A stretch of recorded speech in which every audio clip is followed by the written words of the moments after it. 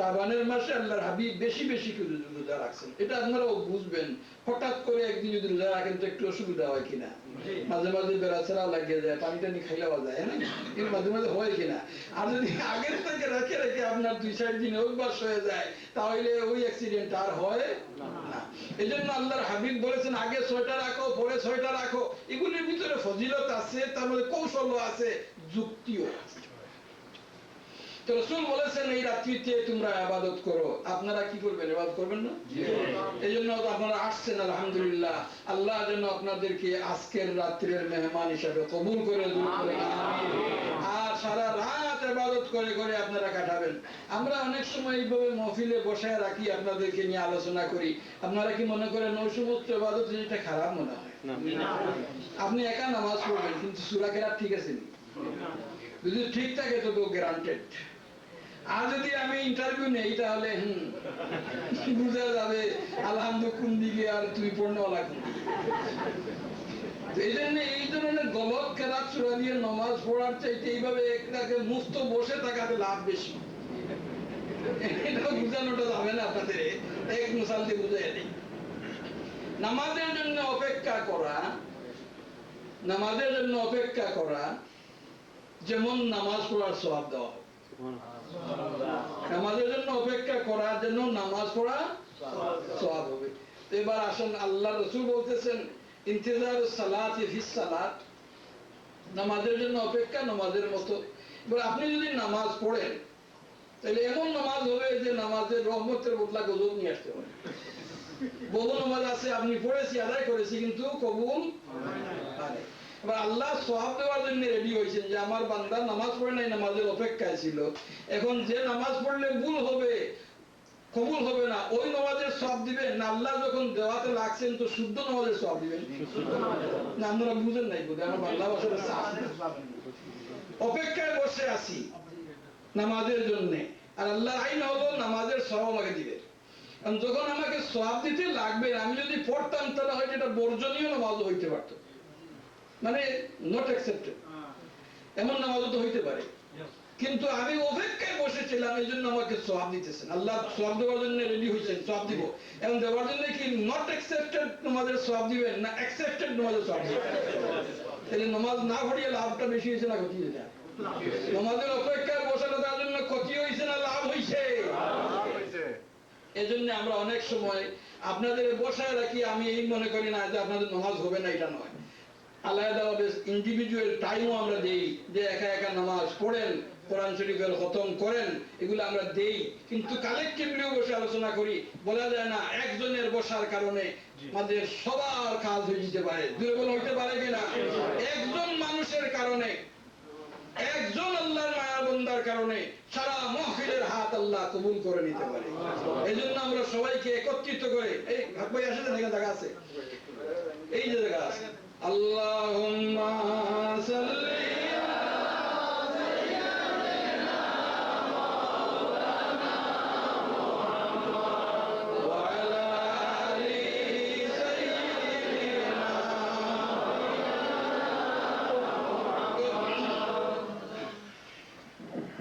একজনের ওসিলায় যে মাফ 10 জনের হয় সেটা হাদিস শরীফে আছে বলে আপনার জানা আছে তো। সুতরাং আজকে আমরা যে এখানে বসছি এই আশা নিয়ে যে আল্লাহ তাআলা আমাদেরকে যেন শবে বরাতের ফজিলত যারা পাইছে তাদের মধ্যে শামিল করে। আল্লাহ আমাদের কবুল করো, জুড়ে বলেন আমিন। কথা হইল যে শবে বরাতের ফজিলত যেগুলি অনেক দিন ধরে আলোচনা করতেছি, অন্যতম ফজিলত হলো আজকের রাত্রিতে আল্লাহ আপনাকে মাফ করে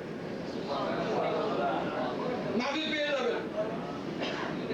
কিভাবে মাফ হবে, কতটুকু মাফ হবে, সেগুলি আল্লাহ স্পষ্ট করে, আল্লাহ রাসূল স্পষ্ট করে আমাদের বলে দিয়েছেন যে আরবের লোকগুলি ছাগল রাখালি করতো, তাদের বড় জীবিকা নির্বাহের এই ছিল ব্যবস্থা। তো তাদের মধ্যে একটা গুরু ছিল যারা শুধু ছাগলের রাখালি করতো, তাদের ছাগলের সংখ্যা বেশি ছিল, এটার নাম ছিল বনি কালব।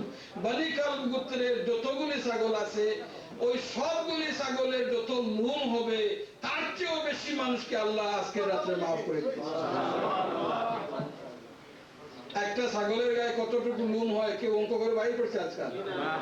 আর সবগুলি ছাগল মিলে কত হবে সেই অঙ্ক কে করেছে? মানে অসংখ্য অগণিত আল্লাহ আজকের এই রাত্রে মাফ করে দিবেন। যদি বিশ্বাস নিয়ে বসেন যে আমাকে আল্লাহ মাফ করে দেবে, তো আমি কোরআনের হিসাবে, হাদিসের হিসাবে গ্যারান্টি দিয়ে বলতে পারি আল্লাহ আপনাকে মাফ করে দিবেই, কোন সন্দেহ নেই। হাজিরিনে কেরাম, এই রাত্রের ফজিলত সম্পর্কে আমি যতই বলতে যাই শেষ হবে না। শুধুমাত্র এই কথা হলো যে আমরা বড় মোটা গুনাহগার, আমাদের মতো গুনাহগার নাই। আগের যুগের সাহাবায়ে কেরাম বা ওলিয়া উলিয়াদের যুগ যেহেতু দিন দিন খারাপ হইতেছে, না ভালো হইতেছে? জুড়ে বলেন, ভালো হইতেছে না খারাপ? আমরা যেদিকেই নজর করি গুনাহ হয়। বাইরে করে, ঘরের ভিতরে গেলেও এমন দেখি, নাম বলা দরকার, এমন আমরা দেখি কি গুনাহ হয় কিনা ভাই? আপনারা বলবেন যে হুজুর ফর এন্টারটেইনমেন্ট, নাকি ফর এন্টারটেইনমেন্ট? আরে ছবি দেখা চোখের দৃষ্টির উপরে মানুষের মনে আসর করে, ভালো করে জেনে রাখবেন। চোখে যেটা দেখে মানুষের অন্তরে সেটা আসর করে। আপনি দেখতেছেন একজন মানুষ তেতুই সবাই খাইছে, তেতুল ছিলেন তো, আরেকজনে খাইছে, আপনার মুখে কি আসবে? কেন আপনি খাইতেছেন? আপনার আসে কেন? ওই চোখে, বলো না ভাই, চোখে দেখতেছে ও তেতুল খাইতেছে, আমার মুখে লোভ আসবে কেন? কিন্তু চোখে দেখার কারণে আমার উপরে আসর হয়েছে। বলেন আসে নাই? আসর হয় নাই? একজন লোক যদি কান্দে, আপনি দেখেন সে কান্দতেছে, তার কান্নায় আপনারও, সে হাসতেছে দেখতেছেন আপনারও, তো দেখার উপরে আসর আছে কিনা?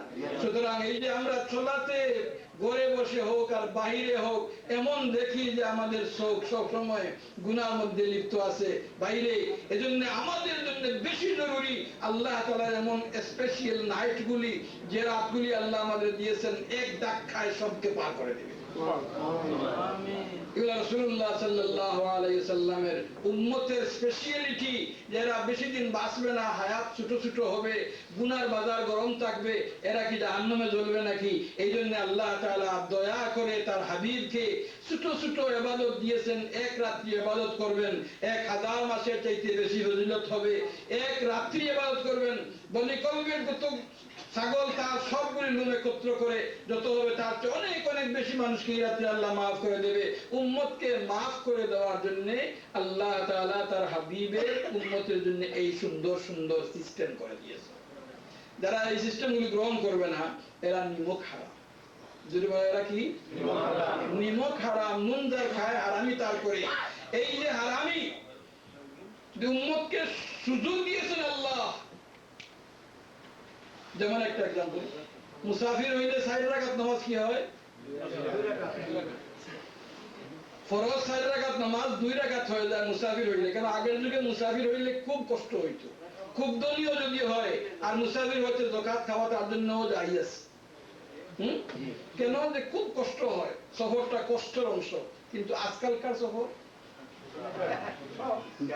বলো না ভাই, খিদা লাগে নাকি? যদি 13 ঘন্টা প্লেনে বসেন, মাঝখানে 3 বার খাওয়া দেয়, ভুক আসে নাকি?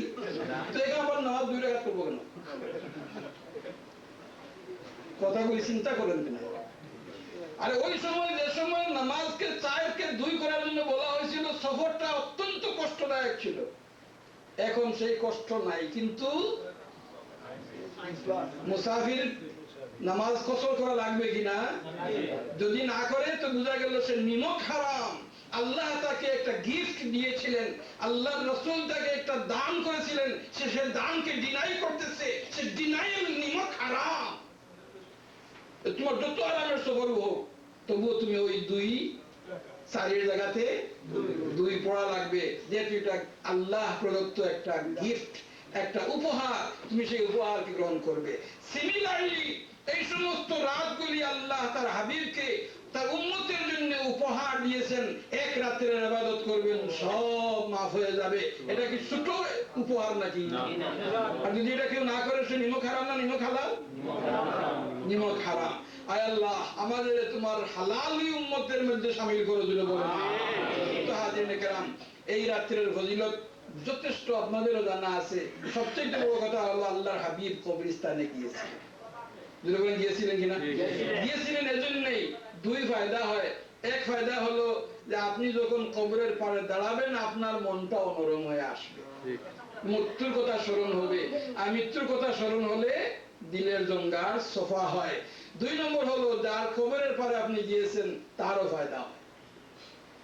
রাসূলুল্লাহ সাল্লাল্লাহু আলাইহি সাল্লাম বলেছেন, সে আপনাকে চিনবে, আপনাকে ভালো করে বুঝবে, আপনি কি হাদিয়া দিতেছেন সেটাও সে গ্রহণ করবে।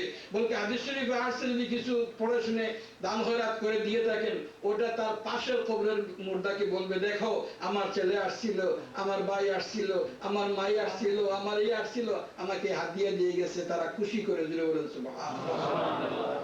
আমি নিজে বলতেছি না, যদি কারো আরবি পড়ার তৌফিক থাকে তো আল্লামা জালালউদ্দিন সুয়ুতি রহমতুল্লাহ আলাইহির কিতাব শারহ সুদূর, একটা কিতাবের নাম ফি আহওয়ালিল মাউতা ওয়াল কুবুর, এই কিতাবটা নিয়ে পড়ে দেখবেন যে মুর্দাদের কবরের পাশে গেলে কত ফায়দা হয়। আমরা এমন এক জায়গায় আছি ভাই, যে আমাদের মা বাবাকে বাংলাদেশে